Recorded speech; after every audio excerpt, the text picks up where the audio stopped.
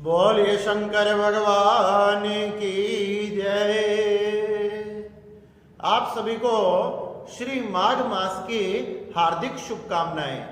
श्री सुज्जी महाराज एक समय अपने गुरुदेव व्यास जी से पूछने लगे कि हे व्यास जी, आप साक्षात नारायण हो, आप कृपया कर हमें माघ मास के बारे में बताएं कि उसको धारण करने से किस फल की प्राप्ति होती है। ऐसे तो 12 के 12 मास ही श्रेष्ठ हैं, लेकिन माघ मास की महिमा को आज हम आपसे सुनना चाहते हैं।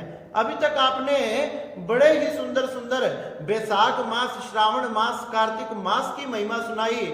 आज कृपया करके माघ मास की महिमा को बताएं। श्री व्यास जी प्रसन्न हुए और अपने शिष्य श्री सुज्जी महाराज से कहने लगे एक समय की बात है, रघुवंश में दलीप नाम के राजा हुए। वह राजा बड़े ही धर्मात्मा थे, बड़े ही यज्ञ आदि धर्म कार्यों को करने वाले थे। एक समय की बात है, राजा के मन में विचार आया, मैंने शिकार खेलने के लिए, मृग्या करने के लिए जाना चाहिए। यही मन में जैसे ही विचार आया, उसने अपने मंत्रियों से, सैनिकों से विचार आदि किया। तो मंत्री कहने लगे कि राजन, अगर आपके मन में शिकार खेलने की इच्छा प्रकट हुई है तो आपने अवश्य जाना चाहिए। अब तो राजा ने कहा गया कि आज हम शिकार खेलने के लिए जाएंगे, मेरी व्यवस्था की जाए। सभी मंत्रियों ने अनेक प्रकार के सैनिकों को नियुक्त कर दिया, अनेक प्रकार के व्यक्तियों को नियुक्त कर दिया तथा सुंदर रथ को सजवा दिया गया। उस सुंदर रथ में 4-4 घोड़े लगवा दिए गए, जो घोड़े बड़े ही गतिशील थे। बड़ा ही सुंदर रथ था, रथ के ऊपर बड़ी ही सुंदर ध्वजा लगी हुई थी जो हवा की लहरों से लहरा रही थी। इस प्रकार से जब रथ तैयार हो गया, सैनिक तैयार हो गए, सारी व्यवस्थाएं बन गई, तो राजा भी अब सजने लगे। राजा ने भी आज सुंदर मुकुट धारण किया, सुंदर माला धारण की और सुंदर ही उन्होंने वस्त्र धारण किए। आज राजा बड़े ही सुंदर लग रहे थे, मानो इस सूर्य वंश में साक्षात सूर्य नारायण प्रकट हो रहे हों। इस प्रकार से राजा ने अपने सैनिकों को सजाया, रथ को सजवाया और सबको देखकर सुंदर मुहूर्त में अपने महलों से प्रस्थान किया। जब अपने महलों से प्रस्थान किया तो वन की तरफ बढ़ने लगे। वन की तरफ बढ़ते बढ़ते उन सब ने क्या देखा, जो वह वन था वह बड़ा ही सुंदर था। चारों तरफ से वृक्षों से हरा भरा, चारों तरफ से भरा हुआ था, जिसमें अनेक प्रकार की सुंदर सुंदर लताएं तथा पताएं थी। अनेक प्रकार की चंदन की खुशबू लहरा रही थी, सुंदर सुंदर पुष्प चहक रहे थे, महक रहे थे। जब राजा आगे बढ़ने लगा तो राजा ने क्या सुना, सुंदर कोयल की आवाज, पपीहा की आवाज, तोते की आवाज, शुक शावक आदि की आवाज कर रहे हैं। सुंदर ध्वनि प्रकट हो रही है। राजा ने उस वन में और क्या देखा, सुंदर सुंदर सिंह आदि बड़े बड़े हाथियों का झुंड आंखों के सामने से जा रहा है। वह बड़ा ही सुंदर दृश्य था। वहां सभी प्रकार के पशु तथा पक्षी विराजमान थे। सिंह आदि, मृग आदि अपने झुंड के साथ घूम रहे थे। थनों में दूध भरे हुए गाय तथा भैंस भी वहां घूम रही थी। इस प्रकार से सभी प्रकार के जीव तथा जंतुएं उस राजा को अपने सैनिकों के साथ जो शिकार खेलने के लिए आया था, अपनी आंखों के सामने दिखाई दिया।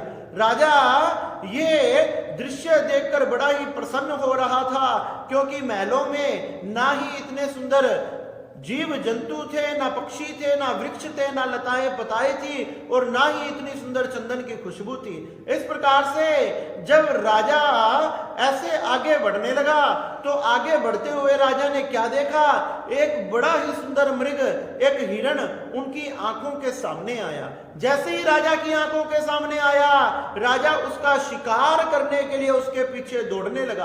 राजा ने अपने रथ को दौड़ाया, सैनिक भी दौड़ने लगे और जैसे ही सैनिकों की आवाज, रथ की आवाज उस मृग को सुनाई दी, वह मृग भी बड़े आगे दौड़ने लगा। वह मृग भी बड़ी तेजी से आगे दौड़ने लगा। अब आगे आगे मृग दौड़ रहा है, पीछे पीछे राजा दिलीप अपने समस्त सैनिकों के साथ दौड़ रहे हैं। इस प्रकार से उस मृग ने दौड़ते दौड़ते दौड़ते दौड़ते बहुत दूरी तक चला गया। वह इतनी दूरी तक चला गया कि राजा तथा राजा के सैनिक सब थक चुके थे। सबके सैनिकों के पसीना आने लगा, प्यास लगने लगी, यहां तक कि राजा के घोड़ों को भी प्यास लगने लगी। सब कोलाहल करने लगे, कहने लगे, हाय, अगर हमने पानी नहीं पिया तो हम मर जाएंगे। इस प्रकार से जब राजा ने सबको कहा कि तुम यहीं ठहर जाओ, हम आसपास कोई पानी की व्यवस्था देखते हैं। जब सभी सैनिक इधर उधर दौड़ने लगे तो कुछ दूरी पर आगे जाकर एक बड़ा ही सुंदर सरोवर था।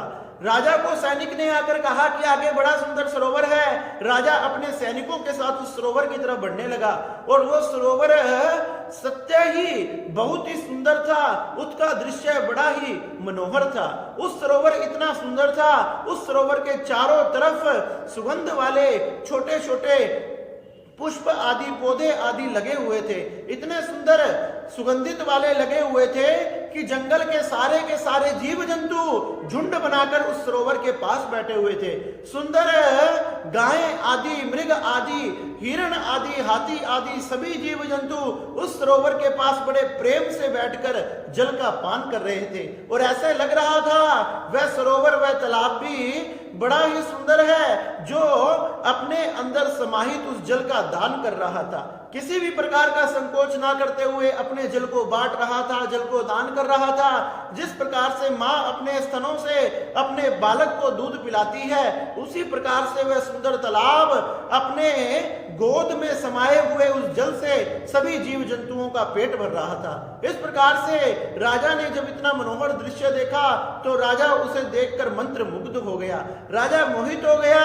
राजा ने वहां जल का पान किया, स्नान किया, आचमन आदि किया तथा सोचने लगा, आज रात्रि में हमने यहीं विश्राम करना चाहिए। इस प्रकार से राजा ने सोचा कि रात्रि में यहीं विश्राम करना चाहिए।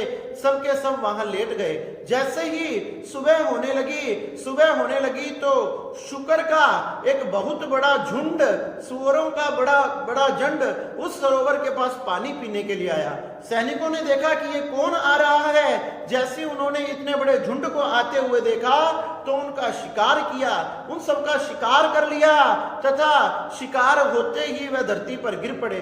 सैनिक बड़े प्रसन्न होकर उन्हें ले आए कि राजा, हमने शिकार कर लिया, अब हमने महलों की तरफ चलना चाहिए। इस प्रकार से राजा उस शिकार तथा अपने सैनिकों को लेकर अपने महलों की तरफ चलने लगा। रास्ते में क्या देखा, जैसे ही महलों की तरफ राजा चलने लगा तो रास्ते में उसने देखा कि एक पर्वत के ऊपर एक बड़े ही सुंदर महात्मा, जिनका रोम रोम तपस्या में लगा हुआ है, भक्ति में लगा हुआ है, उन्होंने नेत्र बंद करके अपनी तपस्या कर रहे हैं, जिनके बड़े बड़े बाल हो चुके, बड़ी बड़ी दाढ़ी, मूछ आदि, नख आदि बहुत बड़े बड़े हो चुके हैं। और ऐसी अवस्था को देखकर लग रहा था कि उन्हें तपस्या करते हुए सैकड़ों वर्ष व्यतीत हो गए। राजा बड़े प्रेम से उनके सन्मुख पहुंचा, उनके सन्मुख पहुंचकर उनको प्रणाम किया तथा उनको नमस्कार किया।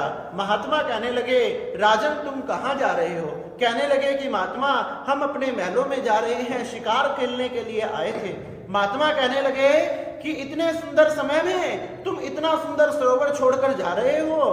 कहने लगे, महात्मा, सुंदर समय में आपकी बात समझा नहीं। अरे राजन, अब से माघ मास प्रारंभ हो चुका है। अरे माघ मास में तो सुंदर तालाब, सरोवर आदि, गंगा यमुना आदि, सरस्वती में स्नान करने का बड़ा महत्व है, तो आप इस सुंदर समय में इस सरोवर को छोड़कर जा रहे हो? तो राजा कहने लगा, मैं माघ मास के बारे में नहीं जानता। अब तक मैंने बहुत प्रकार के धर्म अनुष्ठान व्रत आदि किए हैं, लेकिन आज तक मैंने माघ मास के बारे में नहीं सुना। तो कृपया करके आप मुझे माघ मास के बारे में बताएं। तो वह महात्मा कहने लगे, हे राजन, तुमने अपने कुल गुरु वशिष्ठ जी के पास जाकर ये सब पूछना चाहिए। राजा अपने सैनिकों के साथ अपने महलों में आया, आकर विश्राम किया तथा जब दूसरा दिन उदय हुआ, सूर्य दोबारा उदित हुआ, तो स्नान कर कर सबसे पहले अपने गुरुदेव के चरणों में पहुंचा और कहने लगे, हे गुरुदेव, आप कृपया कर कर मुझे माघ मास बताएं। इस प्रकार से माघ मास के प्रथम अध्याय में श्री दिलीप जी महाराज शिकार खेलने के लिए गए और महात्मा जी ने उन्हें बताया कि तुमने माघ मास की महिमा को जानना चाहिए। और राजा दिलीप अपने गुरु वशिष्ठ जी के चरणों में माघ मास की महिमा जानने के लिए आते हैं। बोलिए शंकर भगवान की जय।